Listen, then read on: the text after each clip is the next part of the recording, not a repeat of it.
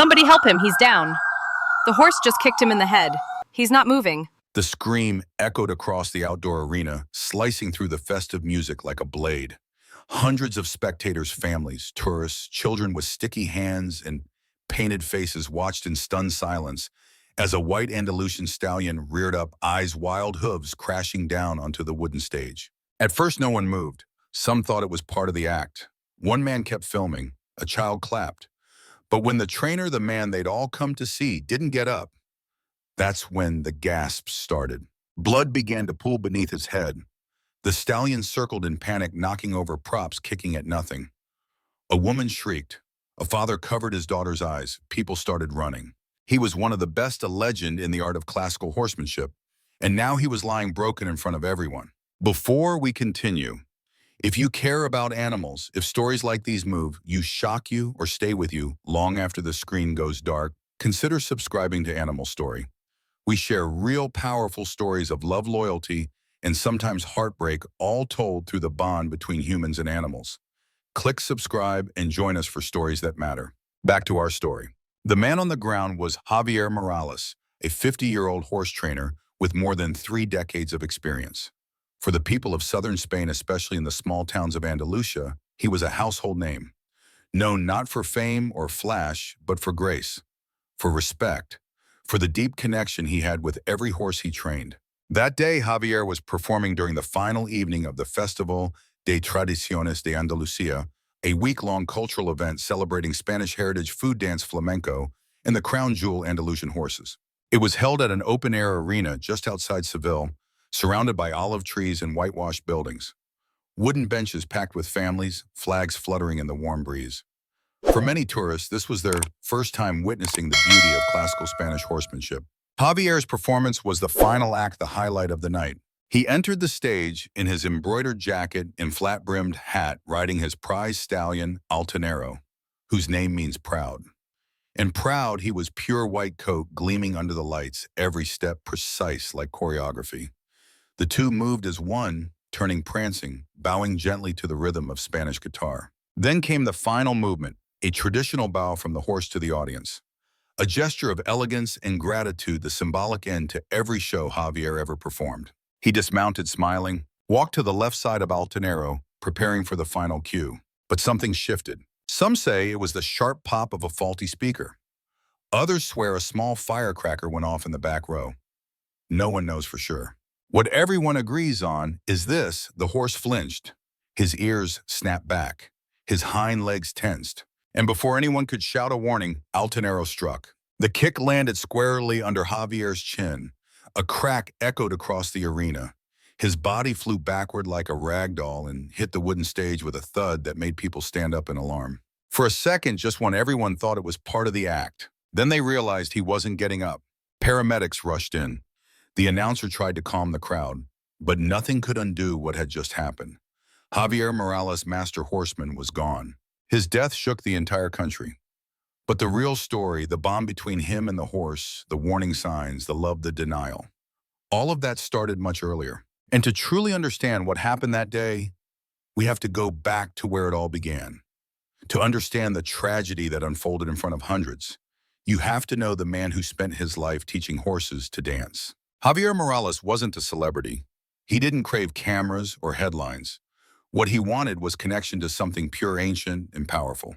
Born in the olive farming town of Jerez de la Frontera, deep in the heart of Andalusia, Javier grew up hearing hooves before he could walk. His father worked as a stable hand. His mother braided manes for local parades. Horses weren't pets in his world. They were legacy, bloodlines, pride. He rode his first colt at age 5. At 10, he was already training horses for local shows, mimicking the older riders he admired. By 16, he had dropped out of school and apprenticed under one of Spain's last remaining regioneadores, traditional horseback bullfighters. But even in that macho, adrenaline-fueled world, Javier stood out for one reason: his gentleness. He didn't force. He didn't break spirits. He listened. He believed that horses, especially Andalusians, weren't meant to be dominated. They were meant to be understood. That belief deepened after tragedy struck. When Javier was 38, he lost his wife Clara to breast cancer. It happened fast, 6 months from diagnosis to goodbye. They had no children. Just a small house outside town and a shared love for the animals they raised together. After her death, Javier withdrew. He stopped performing for nearly a year. Friends said he barely spoke. His only companions were the horses in the dusty stable behind his home. That's when Altanero came into his life. A foal barely 2 months old, white as snow but sickly and limp from a difficult birth. Most breeders would have let him go. Javier didn't. He took the colt and fed him by hand, slept beside him in the barn through cold spring nights. He's just scared, Javier would whisper. He just needs someone to believe in him. Sounded a lot like what he needed too. Over the years, the bond between them grew into something remarkable. Altanero followed Javier like a shadow. Learned cues most horses would have taken years to master. Trusted him enough to let children ride on his back. It wasn't magic, it was love, patience, repetition, and a kind of emotional fluency that can't be taught. In small town festivals and local arenas, their story began to spread. Videos of Altanero bowing low to Javier or gently nudging his hand after a routine went viral. People came from all over to see them perform, not because they were flashy, but because they were real. To the outside world, Javier was the horse whisperer of Jerez. But to those who knew him, he was just Javi. Soft-spoken, sun-wrinkled, always smelling of hay and saddle leather, the kind of man who'd spend an hour calming a nervous foal before ever raising his voice. He didn't care about fame, he cared about the moment when a wild creature chose to trust you. That's why he never married again. Why he turned down offers to perform in Dubai or Las Vegas. Because home was here. With Altanero, in the stables, in the dirt, in the stillness between heartbeats and hoofbeats. He used to say, "I don't train horses to obey. I train them to believe I'll never hurt them." He meant it. And maybe that's why he ignored the warning signs. The stiffness in Altanero's gait, the occasional flick of the ear at loud sounds, the flash of tension in his eyes when a crowd cheered too loudly. Javier loved that horse like a son, and like so many parents who love too deeply, he couldn't imagine that trust ever breaking. To anyone watching from the outside, Javier and Altanero were just a man and his horse. But to those who saw them up close, it was something more, something sacred. Javier never called Altanero my horse. He called him El Chico, or sometimes just mi hijo, my boy, my son. They shared a quiet language built over years of trust. A tap on the shoulder meant wait. A slight whistle meant turn. A gentle nudge to the flank meant come to me. No ropes, no shouting, just rhythm, just breath. They lived on a modest property at the edge of town. Not a ranch, not a show stable, just a few stables, a training ring, and a sun-drenched hill where the two would walk every morning before the heat kicked in. Locals often spotted them there at dawn. Javier, with his hands behind his back, Altanero, trailing close behind ears, twitching at the sound of his voice. They ate together, slept just a few yards apart. On stormy nights, Javier sometimes brought a blanket out to the barn and slept in the hay beside him. He gets anxious when the thunder comes, he once told a friend. Truth is, so do I. Their connection wasn't just emotional, it was legendary. At small town shows, they became the centerpiece act. Children would squeal with joy watching Altanero kneel. Older folks would nod respectfully when Javier rode by with his hat over his heart. Even people who'd spent decades in the horse world admitted they'd never seen a bond quite like it.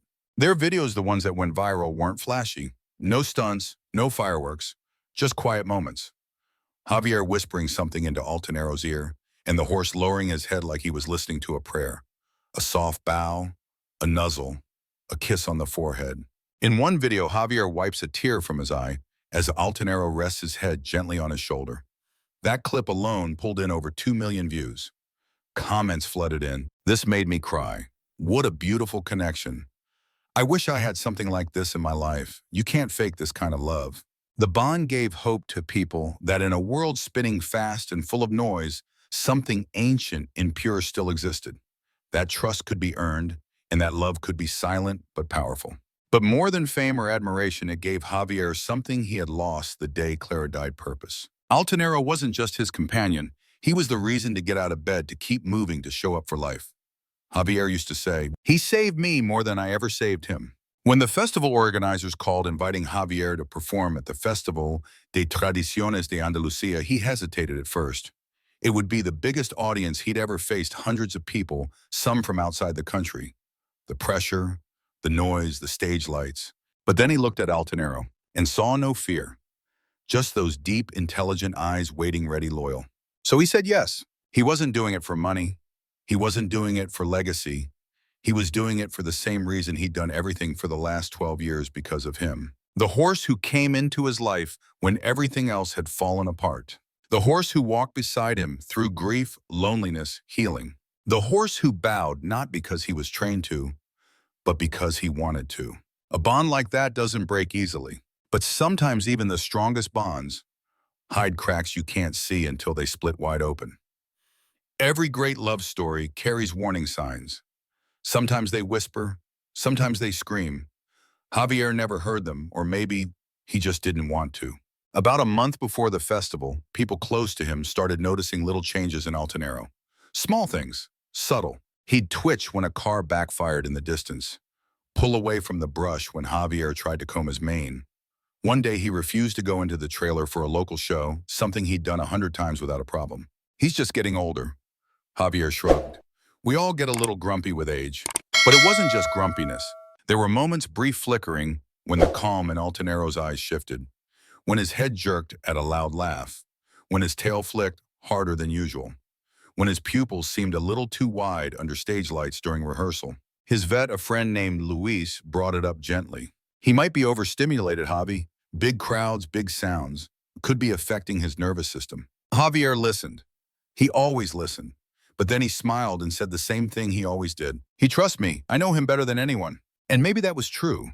But even the deepest trust has its limits, especially when it comes to animals. Altanero was a proud horse bred for elegance and poise. But like all Andalusians, he was sensitive, reactive. He could feel a storm coming before clouds formed. He could sense tension in a crowd the same way a dog hears a distant siren. And the festival was going to be different. It wasn't a small-town show with 40 people in folding chairs. It was a major event, amplified sound systems, flashing lights, rows of speakers, fireworks in the distance. Javier had never performed with Altanero in a setting this large. His closest friends, even a few younger riders he mentored, tried to talk to him. Javi, just be careful. This isn't like your usual gigs. You sure he's ready for this kind of crowd? One even suggested using a calmer, younger horse for the event. But Javier waved them off. Altanero's not just ready. He deserves this moment. We've worked for it. Deep down, maybe he felt it too, the tremor beneath the surface. But when you've poured 12 years of love into something, it's hard to admit that love might not be enough. Still, the signs were there. During a rehearsal, the week before, a balloon popped in the stands, and Altanero jolted hard, nearly pulling the reins out of Javier's hand. He calmed him within seconds, but his heart pounded longer than usual afterward. Another day, Javier noticed the stallion breathing faster, flaring his nostrils more than normal. But again, he brushed it off. He's just excited, he told himself. He always gets a little jumpy before a big show. He believed it, maybe because he needed to. Because if he admitted that something was wrong, he'd have to reconsider the entire performance. And that was something he wasn't willing to do. Not after all these years. Not after everything they'd been through together. Not when the world was finally paying attention to the bond he had fought so hard to build. So he fed him the morning of the show, brushed his coat until it gleamed, tied a red sash around his bridle like he always did, and walked him into the arena, heart full, eyes proud. He didn't see the tightness in Altanero's shoulders, or the way his ears flicked rapidly left to right, or the flash of white in his eyes as the crowd erupted in applause. He just saw his boy, and believed with every fiber of his being that nothing in the world could ever go wrong. The sun was low and golden when Javier walked into the arena for the final time. The air buzzed with excitement. Children sat on their parents' shoulders. Tourists leaned over barriers with phones already recording. The announcer's voice echoed through the loudspeakers. And now, ladies and gentlemen, the legendary Javier Morales and his magnificent stallion, Altanero. The music began soft, classical flamenco. Altanero stepped out into the light, his white coat gleaming like ivory under the evening sun. His hooves clicked against the wooden stage with precision. His head held high, his tail swayed with every measured step. Javier followed on foot this time for the finale. He always dismounted. He wanted people to see that he didn't need to ride to control. He just needed presence, trust, and time. They performed flawlessly. Spins, pivots, high steps. The kind of movements that took years to master and only seconds to impress a crowd. At one point, Altanero even appeared to nod to the music, a trick Javier had taught him using only rhythm and breath. The audience was spellbound. Then came the final act, the ceremonial bow, the gesture Javier was most known for. He walked to Altanero's left side just as he'd done 1,000 times before. He whispered the familiar cue and raised his hand gently toward the stallion's neck. But in that exact moment, something shifted. A sharp pop rang out from the back of the crowd. No one knows exactly what caused it. Maybe a toy, maybe a small firecracker, maybe a faulty speaker. Whatever it was, it changed everything. Altanero flinched. His muscles tensed. His front legs buckled slightly. His eyes went wide. He jerked backward, startled, instinctual stallion no longer performing, but reacting. And then came the kick. With the speed of lightning and the force of a truck, Altanero's hind legs flew backward. Hooves aimed directly at Javier, who had just stepped behind his flank. The impact landed squarely under Javier's chin and neck. There was a loud, horrible crack. His body lifted off the ground, flipped backward, and landed flat on the wooden stage. His head struck first, then silence. The music kept playing. People clapped at first thinking it was part of the choreography, but Javier didn't move. Altanero spun in a panic, rearing and backing away, his bridle snapping loose.